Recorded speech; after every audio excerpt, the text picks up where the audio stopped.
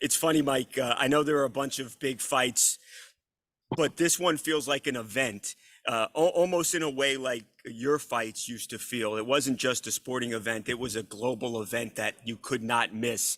In a way, Mike, do you sense that this is sort of a big fight similar to when you used to fight on Saturday nights?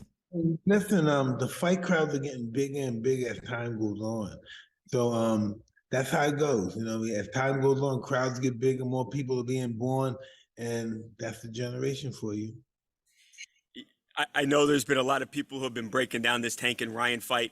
Mike, as a guy who always or almost always was in there with bigger, with taller opponents, what's the key for Tank to close that distance and to get into a position where he can actually strike Ryan? And for Ryan, what's the defense and keeping a Tank on the outside? Well, that's going to be hard to do because Tank is very comfortable fighting taller people because when he fights, he catapults himself, he pushes himself in the air, so it makes it very difficult to stop his attack because it's very awkward when you're in the air. Normally, you have no power, but the way in which he catapults himself is almost like a gun being fired at you, and he flies right into you with every ounce of power he has. Similar to what you would do, Mike, right? With the legs Now, and exactly, I understood them now when they said he fights like Mike because he flies through the air, right.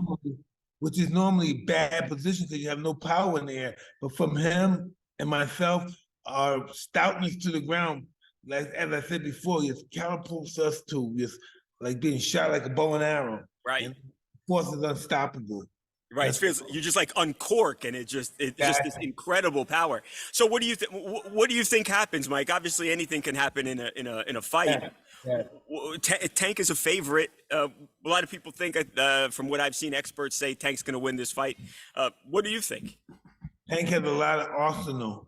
Has a lot of he have a lot of ammunition in his arsenal, and he could box. He's a great boxer. He's a great aggressive fighter. He has a great jab, and he's an all-around good fighter. I know they call him short 5'5", but he can do it all pretty much. Is Ryan Garcia's only real weapon that left hook, or does he have other ways to win this fight? Well, he throws his left hook, but he throws it in combinations as well. So it's not just one punch. Periodically, he throws it one at a time, but basically it's in combination. Are you going to watch? You going to tune in Saturday night? Absolutely. It's the fight of the month so far. Yeah. And it didn't even happen yet. All right, Mike, let's talk about some of this equipment. I was looking at a video on social media yesterday. I think you were actually hitting mitts with Rafael Cordero, and you looked like you looked in your prime, Mike. You looked absolutely incredible. Now you have the Tyson Pro line here, a bunch of equipment. What's going on with this, Mike? Talk to us about the line. Hey, listen, Tyson Pros, man, it's the beginning of a new horizon. It's going to be the number one combat gloves in the world. We tried them over and over, time and time again with professional fighters that are heavy punches. They love the gloves. Their hands felt safe, they said. They were able to throw with bad intentions without worrying about how their hands were going to hurt afterwards. And I got nothing but good reports from it. I'm so happy they're doing it because it's necessary, not because it's me, Mike Tyson, and say, hey, you got a good glove, and it's really bull crap. I have a glove that I look forward to, and I have a lot of pride in. Yeah, was that important to you that you're Mike Tyson, you're the best, that you have also the best equipment? That too, but I wanted the fighters to have the best equipment, more so what I believe is the best equipment. So I have to go through so many different personalities other than myself to make sure they were the best product. I've been punching everything around the office and I haven't felt anything, so it works. Mike, what do we think, Mike? I know everybody always wants to know if you're going to get back in that ring, especially since the fight with Roy a few years back. It was such a smash hit. It was like you didn't miss a beat, Mike. Everybody tuned in, everybody watched.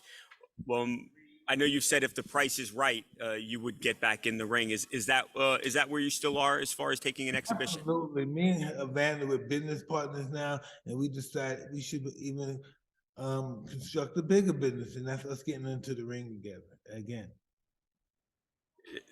What would it take, Mike? What's the dollar amount for you? You have entrepreneurial wise, you have so many successful businesses, not across just the United States, across the world. What would it take to get you back in there, Mike, and to have to train and to eat well and do all that is required to take a boxing bout? I'm glad you said that because getting in shape is a monster. It's very difficult, but I would do it. It's not necessarily of course, it's going to be a numerous number, but I'm looking forward to make this not a spectacle, but something that the crowd in the world won't forget anymore. Like the first one, it'll be even more of a smash. What's it like hanging out with Ric Flair, Mike? He's the best, man. He's the best.